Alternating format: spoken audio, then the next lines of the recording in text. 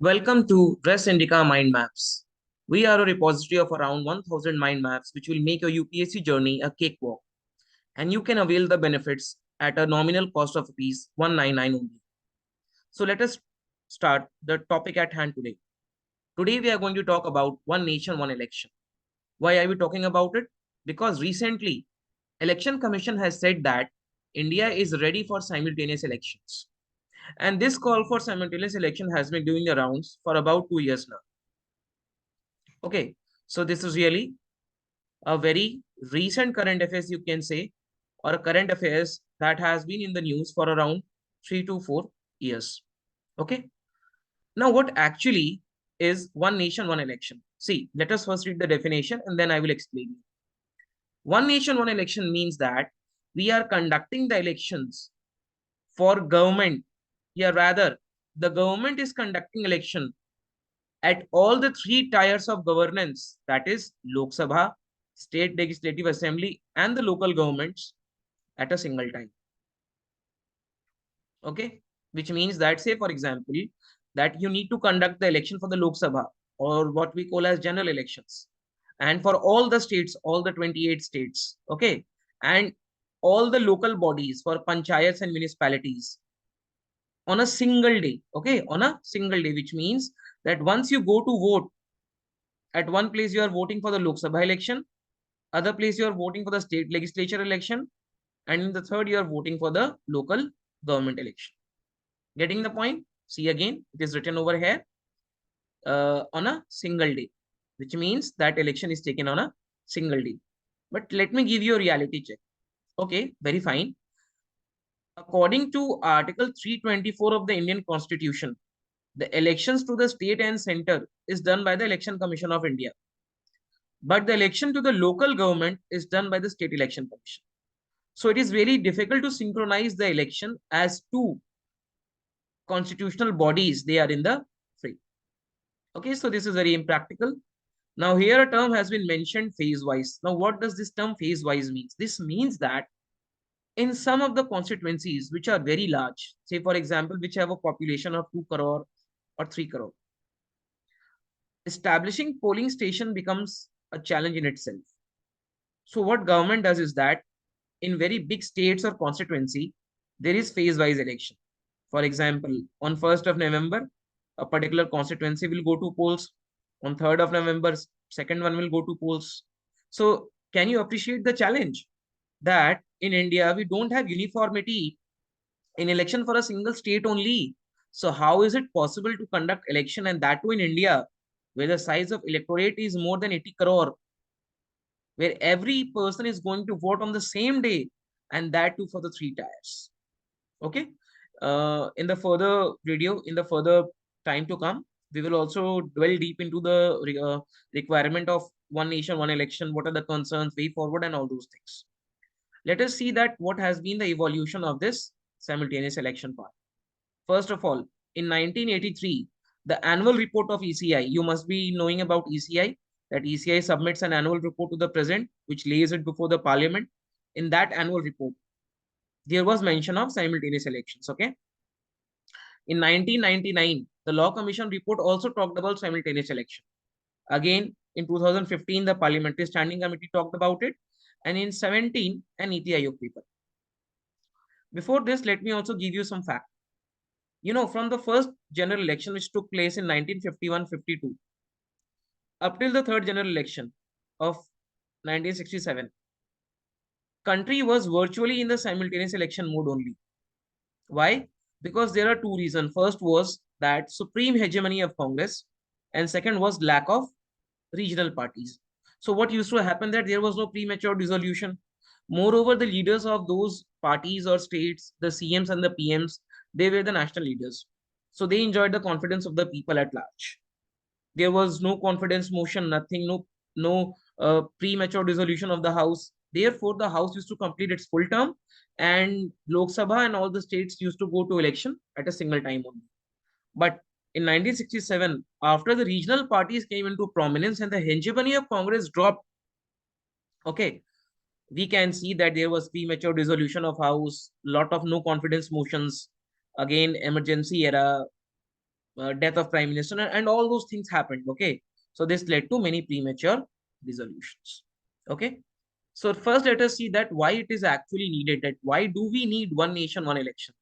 First of all, the country is so large, the size of the electorate is very large, we have lot of states, okay, we have lot of municipalities, local bodies, etc. So the country is always in an election mode only. See, perennial election. Okay, so what is the problem of perennial election? The election is that though the election, so the Lok Sabha takes place in 5 years. Okay, good. But on an average, 5 to 7 states go to election every year. So, 5 to 7 states are going to election every year.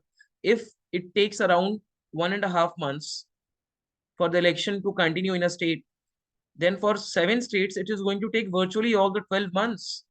So are you getting it? That the country is always in the election mode only. Okay. What is the problem? If the country is in election mode, then what is the issue? The issue is it leads to governance deficit. How? Let us see. Because the politicians are always busy in campaigns only. And when they are busy in campaigns, the developmental work in their constituency get affected. They have less time for making decisions. So if the decision making is taken in a very short span of time, there are errors in decisions. Okay. Now see again, what are the activities which are suspended? First of all, welfare schemes are suspended. Now, why the welfare schemes are suspended? Because model code of conduct comes into prominence whenever the election commission announces election. Okay. So what is model code of conduct? This means that whenever the election is announced, the ruling party will not go for any major policy change, any major welfare program, which will unduly, unduly be advantageous for him. Say, for example, today, when in 24 elections, BJP announces just after the date has been announced by the election commission that it is going to give 10 lakh rupees to each and every individual under some scheme. So don't you think that the people, they will be swayed by this activity of the ruling party, and that party will be unduly advantaged? Therefore, no welfare schemes, developmental programs can be undertaken, but see two aspects. First of all, the politicians, they are engaged in the campaigning part, so less time for developmental programs. Second, not major developmental programs can be undertaken, and similar is the case with the capital projects. Say, for example, if just before the elections, BJP is going to build 10 to 12 hospitals, again, the people will have a feeling, no, no, no, that it is doing a lot in the healthcare sector. But what actually the intention is? The intention is not welfare. The intention is to win over the elections. Okay. Again, whenever there are separate elections, independent election, it is a huge burden on the exchequer, because you have to separately establish the polling station. You have to recruit the personals. You have to you have to employ more EVMs and all those things. So this is a very costly exercise. Okay. So what can be done when there is simultaneous elections? The states and the center, it can share the election cost. Okay. Getting the point? Now see again. There are some incalculable costs. Now, what are the incalculable costs? See, first of all, that is majorly socioeconomic in its dimension. See, first, during election, what happens is that the teachers, they are deployed on the election duty. And when the teacher are employed on the election duty, they miss the school duty and the student lost their study. Okay. Officers, they are also sent to the election duties. There also man hours are used and basic government services are ignored. And most importantly, the security forces which are recruited for the internal and the external security, they are sent to the polling booths to see that no untowardly accident or incident happens. So this also, what it creates problem of internal security and external security. Getting the point? Now, entire revenue is spent on election works and not on welfare schemes. Okay, so here we have talked about that why it is needed. But we also need to see that what are the concerns of one nation, one election. You need to appreciate the fact here also. See, first of all, operational feasibility is very less. This is really very difficult to implement. Why? Because how you will synchronize the terms of Lok Sabha and State Assembly, which means that I will explain this entire point in a single loop. First, let me read it. What if the electoral cycle gets disturbed? Now see, say for example that in 24 Lok Sabha election is to take place. There are some states, for example, Gujarat, which is having its state election in 22. And there will be some states whose tenure is going to dissolve in 23.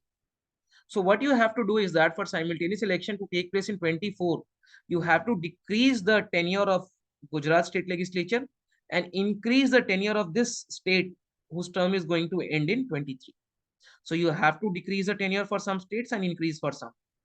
Will it be agreeable to the states or not? Again, a matter of concern. So this is something which is telling that how to synchronize.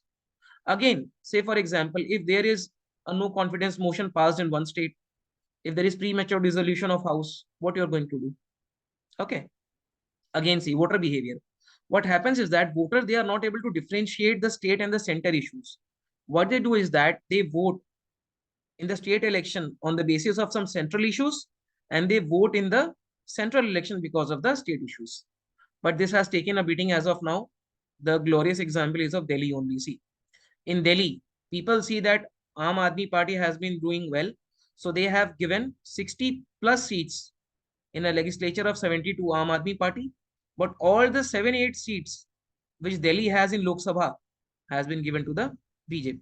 So yes, this is being taken, this has taken some beating, but let us see. And what happens is that this is mainly advantageous to the national party and to the ruling party. Why? Because they have a lot of resources at their disposal, which they can use. Okay. Now we also have some way forward.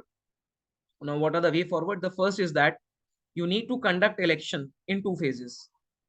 In phase 1 for Lok Sabha and in phase 2 midway of the Lok Sabha. The by-election, what it need to be done, that it should be also scheduled at the same time.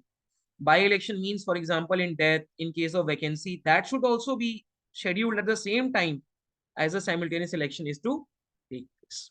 Okay? Elections simultaneous, results later after the tenure acts. Now see, what needs to be done is that whenever a no confidence motion is brought in a house, along with that, a confidence motion should also be brought in. So what will happen is that with a no confidence motion, a party will be destabilized. There will be no government for the country and the Lok Sabha will dissolve. But with a confidence motion, we can again employ a government, we can establish a government, and the Lok Sabha need not be dissolved and it can continue it for its full tenure. Okay. Now, what need to be done is that, first of all, this confidence motion I have talked about, and how this confidence motion should be brought in. This should be brought in by the president at the central level and by the governor at the legislative level. Okay, so I hope this is clear. Yes, this is a bone of contention between many factions, but some things will come into the foray. We are going to see some positive developments, and let us hope that whatever happens, it is best for the nation. Okay, thank you very much.